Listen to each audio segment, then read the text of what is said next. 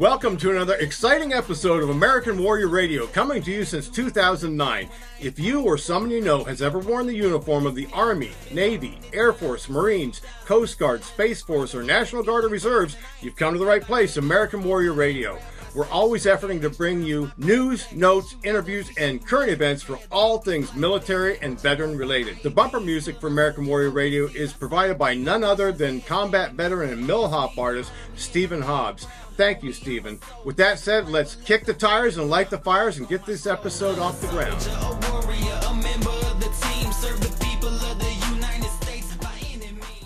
Hi, everybody. We are privileged to bring you a guest that really doesn't need much introduction because of his public persona. He's everywhere, but Sean Parnell is with us today. Thank you, brother, man. I appreciate you visiting us. Hey, Garren.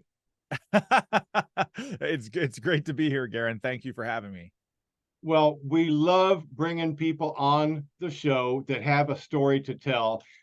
Let's start with a little bio on yourself. What prompted you to get into the military? Was there family tradition? And then let's build from there.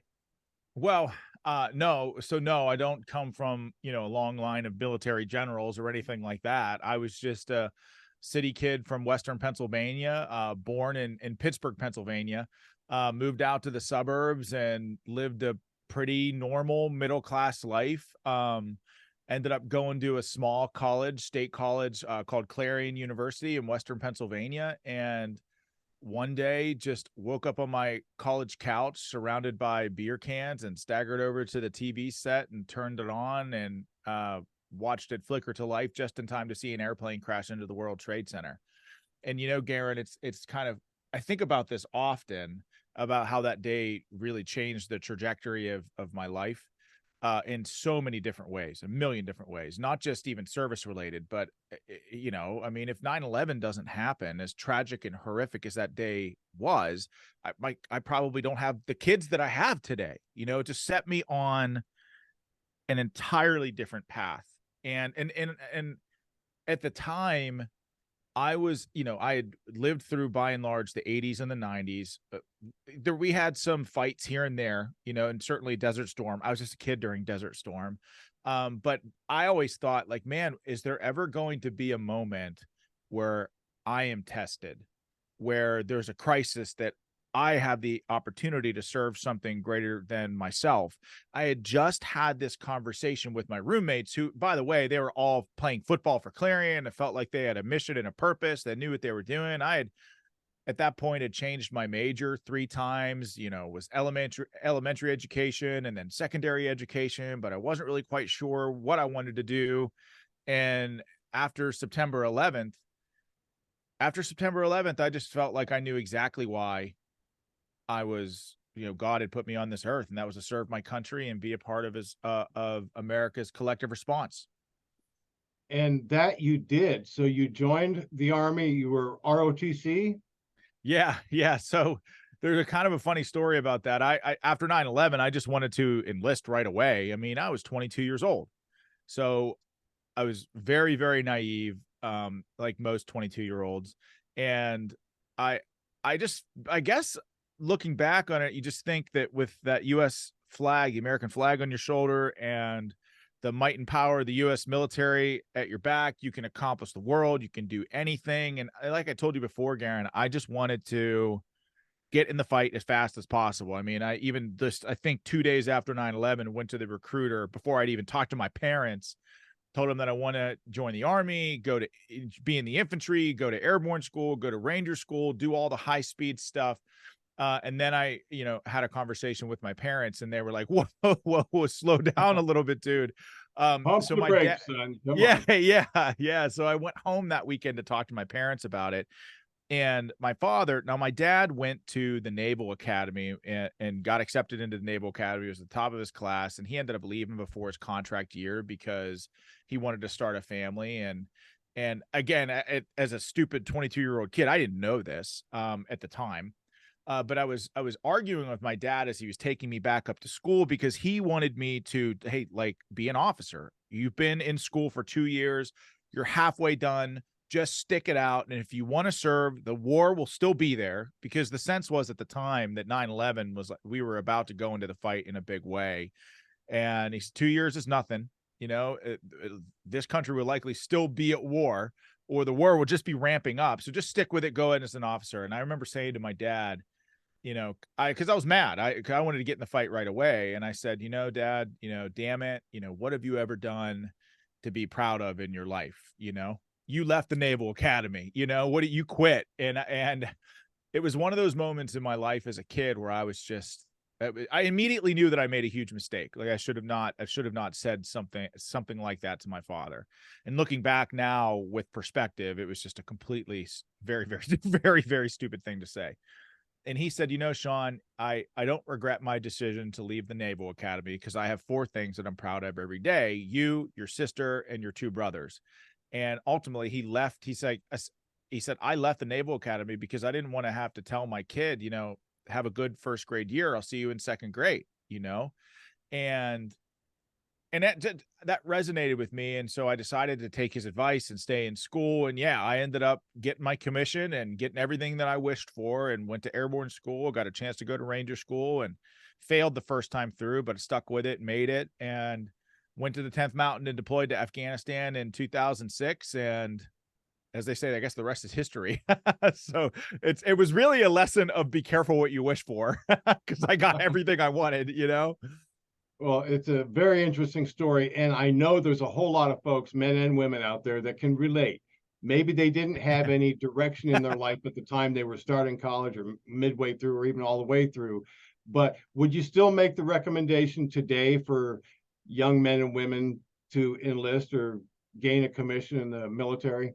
I'm having I'm having these conversations with my kids right now.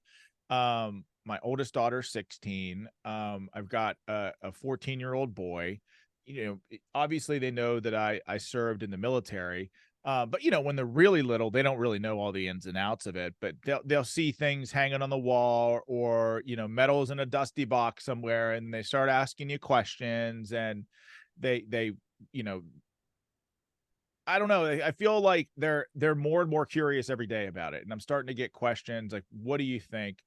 And I obviously will support them in anything that they want to do. And if they decide to join and serve their country, it's really, I look back on my time, Garren, and yeah, there were some really, really tough times in combat. Very, very tough times. And we were thrown into the meat grinder in 2006 in Afghanistan. It was a really rough time to be on the border.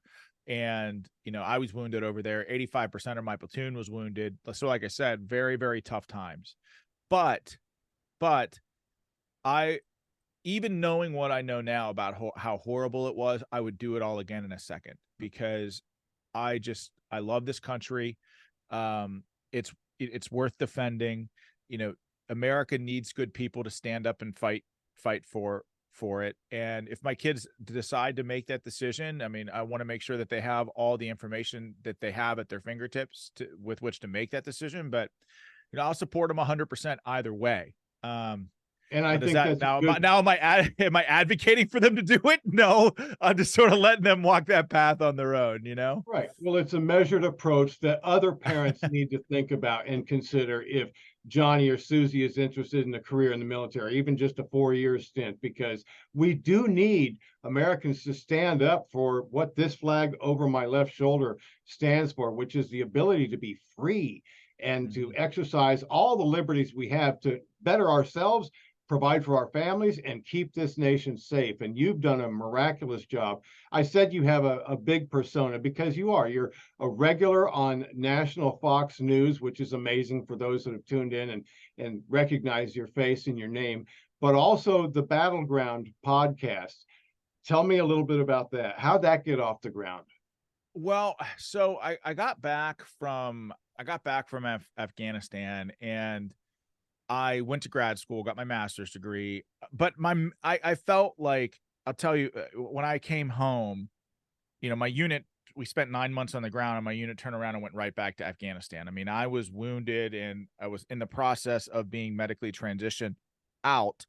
But my soldiers who stayed in the unit found themselves right back on the front lines of the fight. Seriously, 9 months later. It's really it was an unbelievable time, Garren, where Quite a tempo for deployment. yeah, Sure.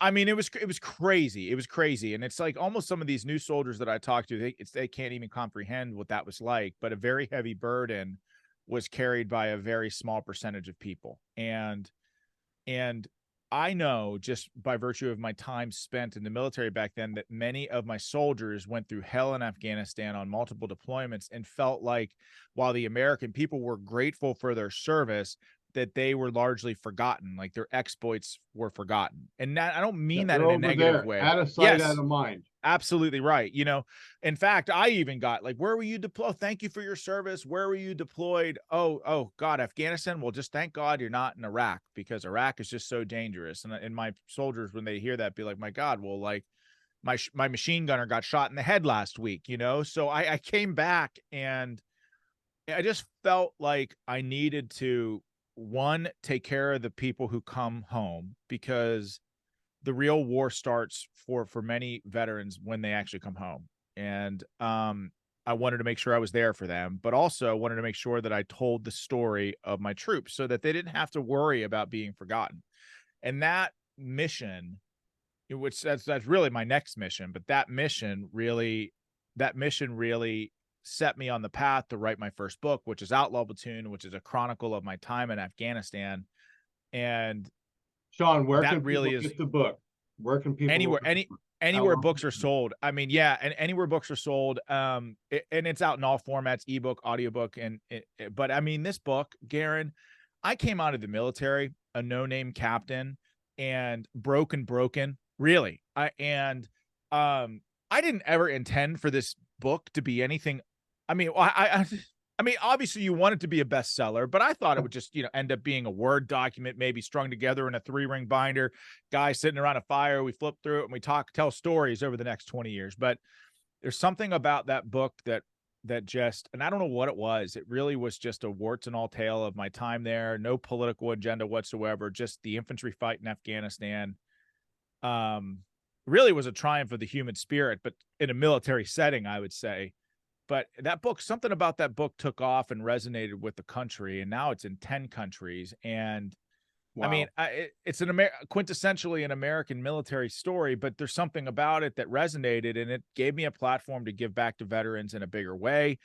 And, everything that I've done since then has been in the service of continuing to serve my country, continuing to give back to veterans, because I just think that, I'm 42, but learned a lot of lessons surrounded by life and death in Afghanistan. And one of them was that the pathway to a meaningful life is through acts of service to others. And I just think that serving the country, serving something higher than yourself, doing good things for other people has always been a central tenet of what I believe in. Um, but What Battleground is just a propels way you to, though? I know the mission. I see that, and a lot of people can learn from that. Service to others really is its own reward. But on your dark days, because you're a severely disabled combat vet, Mhm, on your dark mhm. days, what pushes you through? Set aside family, set aside the flag. What's something that you can always rely on that's there and helps propel you into the next day? I'll tell you a couple things. First of all, it's not always easy, and you're gonna have tough days. There's a whole lot about this. When I say I look back and the experience as a whole, and I don't regret it, I mean it. But there are some days that really, really suck. And by the way, it sucked in some very unanticipated ways. When I came back from Afghanistan, went through a horrible divorce. You throw my name into Google, you can read all about it. If you're listening to this show, you probably know about it Colorful, already. colorful. Yeah, very, yeah. So and I'm just saying, in all of that, and I never expected anything like this to happen. But if you talk about experiences coming home from war and it really sucking because it's tough to adjust, chances are I've had those experiences. It's not all sunshines and rainbows. I had the entirety of my experience weaponized against me in family court. Oh, you're crazy, you're unstable, dangerous combat veteran, therefore you shouldn't have your kids. Completely ridiculous. The likening of post-traumatic stress to being angry and volatile, there's not necessarily a correlation between those things, but that's a stereotype that's promulgated in our culture that makes it really, really tough for veterans to come home. Or then you also have issues where veterans come home, and almost every monument that we see is a veteran holding a flag, taking a knee, looking sad and forlorn. So your question was, how do I saddle up and just can move out and draw fire? And I think the answer to that is one, always look to find another mission. And it really means something that resonates in your heart of hearts about why you believe you were put on this earth. And just the idea that there are men and women who were not lucky enough to come home. I owe it to them, even in very, very tough times, to live my life to the fullest. And you've seen Saving Private Ryan, where at the end it says, earn this. Well, that's what it means. Like, there are men and women who never got the chance to come home. Every single day I'm going to earn it, because I live in the greatest opportunity, the face of the greatest country in the face of the planet. And I owe it to the people who didn't come home to live a fulfilling life and live for them, and work my butt off to make sure that, the transition for others is a little bit easier.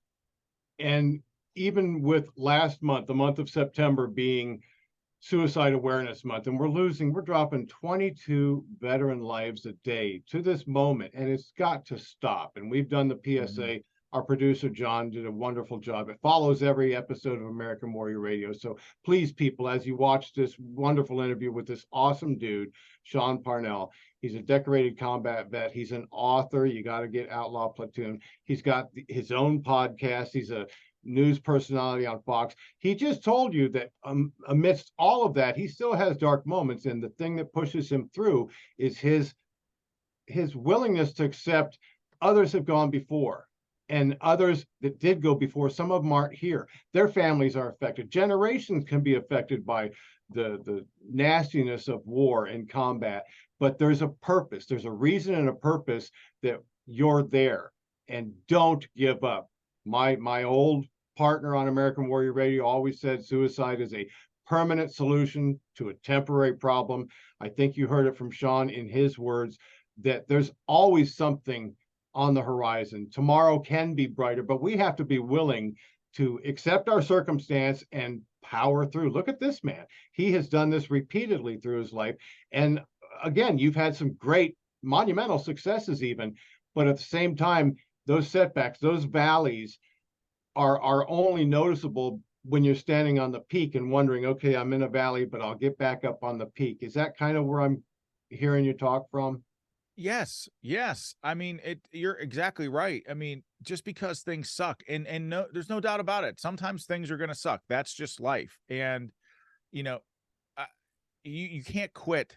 You have to continue to be forward looking, and, like, take a knee, drink water, face out, pull security. You're a veteran who served this country. There are still ways to continue to serve this country, regardless of what you believe your path is in life.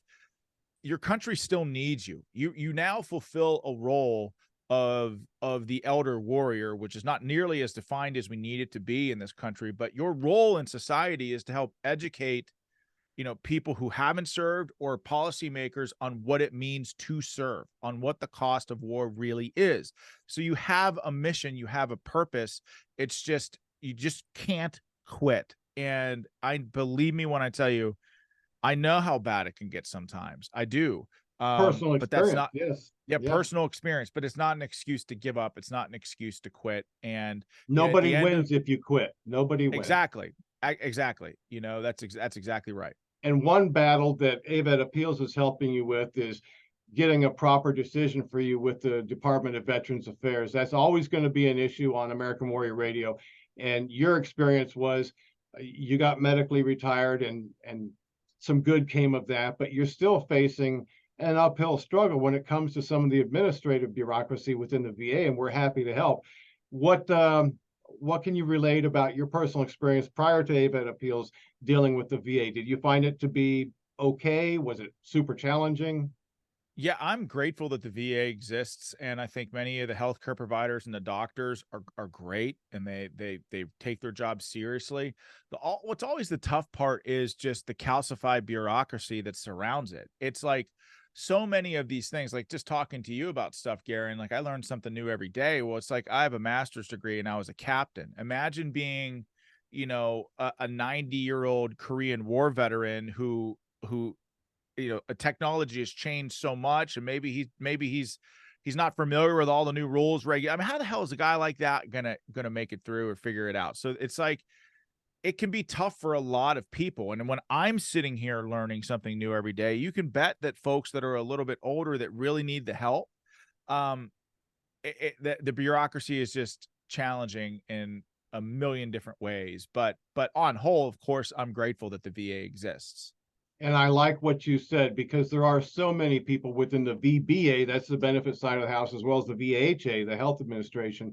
So many of them. I mean, it's a massive machine. It really is. Many, Mm-hmm. many more believe in their mission and want to do good than those bad apples. Because there's bad apples at IBM, Siemens, wherever. They're everywhere. But for us as veterans, we're one big family. We're brothers and sisters in arms. And it isn't just the veteran. This is one thing I want you to touch on just before we close out this episode. Your family. You mentioned the trials and tribulations you went through with your divorce, but even now, you mentioned your daughter and your son coming up into a military household. Basically, I mean, they can't excuse the fact that their dad is a celebrity and a military vet. You know, talk about that though, because it affects not just the military member, but the spouse and the kids. And Well, yeah, I'll tell you that my wife and my children are a central part of my identity. And there's that old line, or there's a line in We Were Soldiers Once and Young, and even just the movie with Mel Gibson is like, tell me about being a soldier and a father. I hope being good at one makes me better at the other. I believe that. And I take very seriously the the mission and the charge of raising good kids. And again, making sure that a lot of the values that you're taught in the military, the Army values really are they don't just stop when you leave the Army. I mean, teaching your children to live their life by those values is a very, very honorable thing. And so I just think that the Army and military service gives you a great bedrock and foundation if you're willing to just look at, like you say, for the example, the warrior ethos or the Army values in a different way, and figure out how to apply them to your family, meaning being a good husband and being a good father. I mean, there were just so many life lessons that you learn there that can be applied in other avenues. So it's something that I take very seriously. And again, as far as divorce, it's like, hey, sometimes life throws you a curveball. I never anticipated something like that happening, but it did. And you don't quit. You just be patient, be steadfast, take a knee, drink water, stay focused on the horizon, and just keep marching one foot in front of the other. And eventually you'll see things through to the end, and you'll get to the other side. And, when you do, life tends to be a hell of a lot better. Kids, yeah, there's no promise it's going to be better forever, but at least in that moment, like, recognize it, reflect on it, and be happy where you are. you be present, recognize your own circumstances, and then become an overcomer and push forward. And whether Yes. that's the warrior ethos or just my own personal, it's really what's propelled me to go forward in my dark days. And brother, I just have to share with you one last thing, and that is, Okay. you do a lot of work with the battleground. Talk about that for a moment, because we're going to scroll along the screen the battleground podcast. What got you into that, and where do you see that going? Well, I just wanted to create a coalition of Americans who believe the same thing and want to help the country, And, part of what I do is like use the platform to interview my soldiers, to give them the opportunity to tell their own story in their own words. And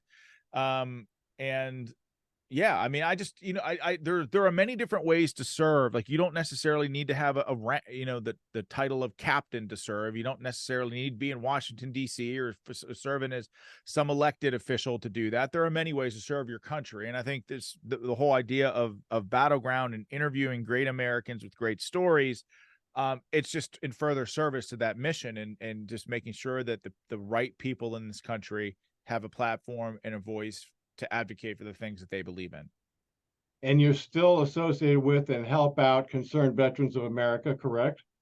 I do from time to time, not as much as I was in the past, but life changes when you got 5 kids. Back when we first talked, my kids were all little, and I think I only had a couple. But life changed for me in some pretty awesome ways. But yes, I do. Yes.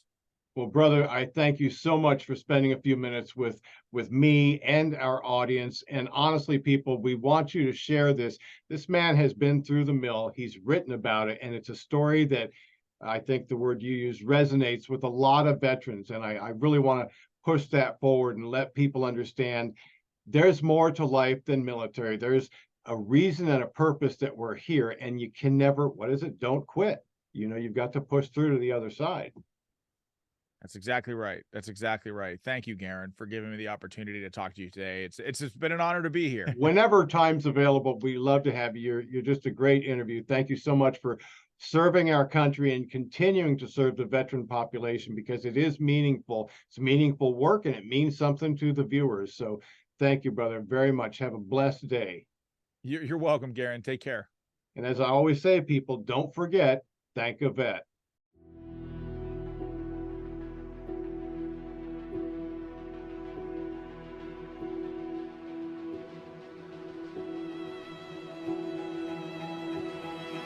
Hi, everyone. It's Garren Cohn with American Warrior Radio. I'm here with my good friend Christian. We're here to deliver a very important message about a crisis in our land. Suicide prevention, more specifically, veteran suicide prevention. 22 a day are taking their own lives. This must stop. This can't continue.